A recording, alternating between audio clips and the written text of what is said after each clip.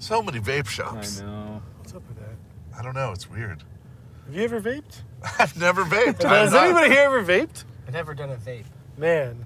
Like the minute you buy like really fancy tapered sweatpants, you have to vape. Those are like two things that go hand in hand. So We could man with vapes.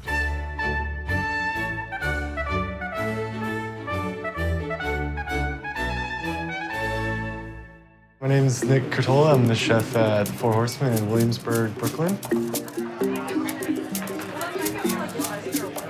We just try to make it like a kind of like a global neighborhood restaurant. Pretty easy to come in and just have a drink at the bar, or start off with snacks and move into some larger dishes. Try to make food that's really wine-friendly, like really just kind of clean food.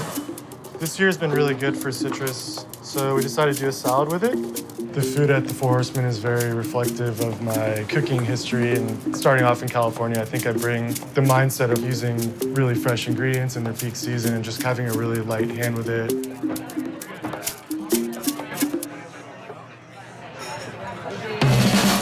10 or 15 years ago, it was like really easy. You're like, oh, I cook Italian food, I cook Mediterranean food, I cook French. Like you'd go to a music store and it'd be like, yeah, that's rock and roll, that's alternative, that's rap. And now there's like all these micro genres of cuisine that have emerged.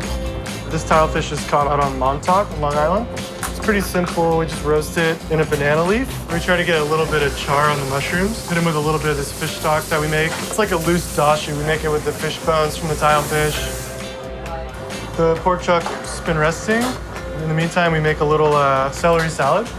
We just happened to be getting in this really amazing country rib from Heritage. We just kind of serve it with just really nice blanched celery and some charred cabbage. It gets like a little bit of like a Chinese flavor with the cabbage and the vinegar. It was definitely tricky designing that kitchen. It's really small. Kind of nice because everything's within like an arm's reach, you know? After I had that kind of dialed in, started building my team. The staff I have now is just like constantly inspires me. They're just killing it.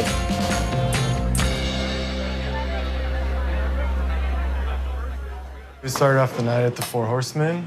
I invited along a few friends. How are you? Good. How are you? Good.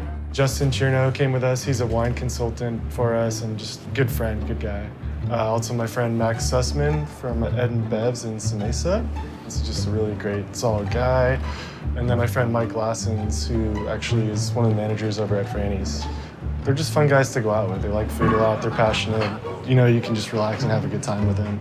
I don't have any diseases that I know of. Yeah, maybe after tonight, pick something up. I had a couple glasses of wine and then headed over to Ssäm Bar. So that's Manhattan? That's Queens. Oh, yeah. I don't get there that much anymore. Take it in, guys. We all take it for granted. You know what I mean? There you go. Take it in. Got a moment. Well, it's always weird to see what's still here, like what's not. So, there's some sweet hookah bars. I almost brought my hookah. You almost brought it. Ssäm Bar is the first restaurant I ate when I came to New York, and it's actually also the place where I met my wife, Sarek, so it's pretty important to me, and Matt is a good friend. How's it going, dude? Brought you some pink bubbles for the kitchen. Their hospitality and service and food is just always so on point. I think they're just gonna send out some. Yeah, be surprised. Be shocked and amazed. We started the guys off with sort of like small snacks and raw bar, which is a big thing that I'm really into. Oh, yes. Sardines, oysters, chicharron with smoked trout and trout roe. We got some diver scallops. Thanks, man. Thank you so much. Sick. Oh man, that is great. Dude, the sardines on toast are like, that's like one of my favorite dishes in New York. It's just one of those perfect bites. We take sardines, fillet them. They're brined for about 5 hours in sake. Then there's a sourdough bread. We put a little bit of fermented chickpea paste on top, and that's finished with some pickled hearts of palm. So it's really simple, but a lot of flavor, a lot of technique, and a lot of time into this little tiny toast. I gotta say, that was like really clean. So good. This is the best. And Matt sent out the chawanmushi, which is like an egg custard with potato chips and caviar and brown butter. So fresh. It just doesn't taste like it's been around for very long. Just killing here, dude. Saltiness and like all so right on. Whoa. Make room. So they're kind of big on country hams there. It's kind of their thing. They're really good about sourcing like some really interesting hams that you can't really find anywhere else. The red-eye mayo is one of the greatest inventions of all time. Yeah. In the South, they serve country hams. Generally, they'll sear it in a pan and then deglaze with coffee. And they've basically taken that flavor and folded it into like a mayonnaise. These guys like brought country ham to New York. Like nobody knew what this stuff was before Ssäm Bar started serving. So good. Meat and salt. Meat and salt, exactly. Best two ingredients that there are. And then we had the brisket, which is something they've been working on for a large format that they serve with kind of like traditional Bosom condiments. Holy shit. Juicy, fatty, amazing. There's some bib lettuce, some kimchi, and then a kimchi puree, and then scallion ginger sauce, and it's just like, I'd say it was like the perfect way to start the night, yeah. Oh God. So fucking good.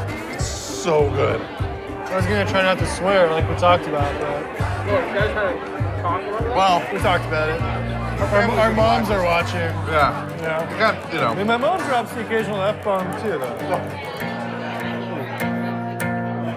I don't know why I'm pretending to eat the lettuce. Thanks, guys. Thank you. So after Ssäm Bar, we headed back to Brooklyn to FRANNY'S.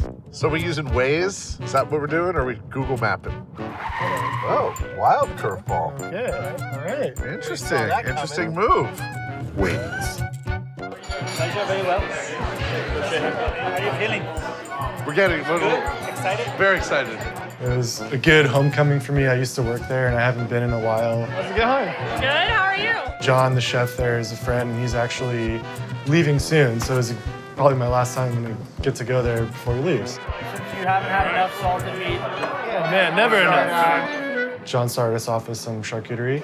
Bresaola, pancetta, bonza, salami sardo, sopressata, finocchiona, salami milano, and spicy slice. The quality of the ingredients that they use at FRANNY'S is really what makes them pretty special.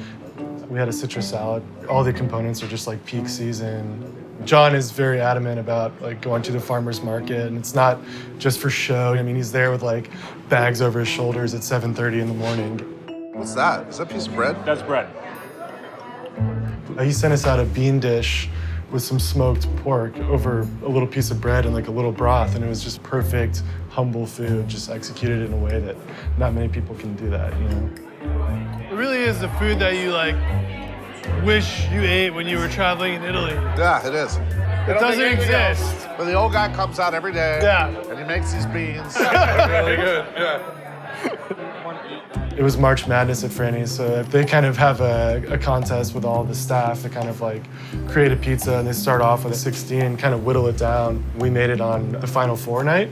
Come in hot, come in hot. Plenty of room. One of the March Madness pizzas that we really liked was fried clam fra diavola. How are you doing, guys? Wow, this thing looks ridiculous. Listen to that crust, it doesn't quit. That's a good pie. Let's unpack it up.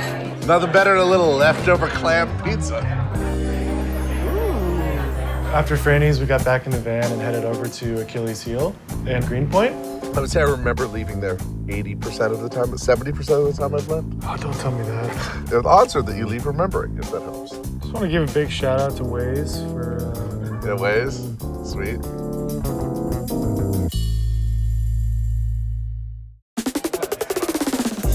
It still kind of feels like you're at the edge of Brooklyn out there. It's kind of dark, it's on a little corner, there's an amazing view of Manhattan. It's just like a really, really cool place. The chef there, Lee, is a friend of ours. He's been really supportive of the Four Horsemen. He comes in like almost every Sunday. He's also doing some really creative, cool food out of like the tiniest kitchen I've ever seen. Lee decided to start us off really light with a whole roasted lamb's head. Start with the top.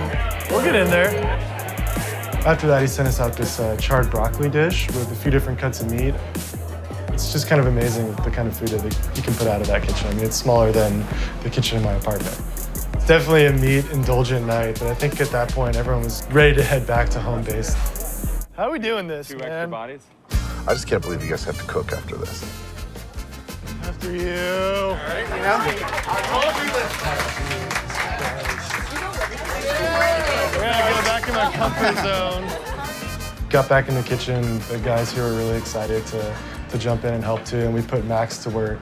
He brought some really fun Middle Eastern condiments in and did a really nice roasted Brussels sprout salad. Can we get more cooks in this kitchen? We roasted off a whole lamb shoulder and pulled it. One of my cooks, SD, made these like really nice tortillas. So we had kind of like lamb tacos. And then one of my other cooks took this like really beautiful fish. Justin opened some really nice big bottles of wine, and it turned into just a really, really great party. And it got pretty big fast. How can a man like me get food like this? There's food in the back. There's food. I can't look at food. I need to sit down. I just want to thank my team. I have like a really amazing back of house right now. I know probably everybody says that, but it was so fun to come back here and just kind of like drunkenly cook with them. These guys are very passionate. Good guys. The best guys.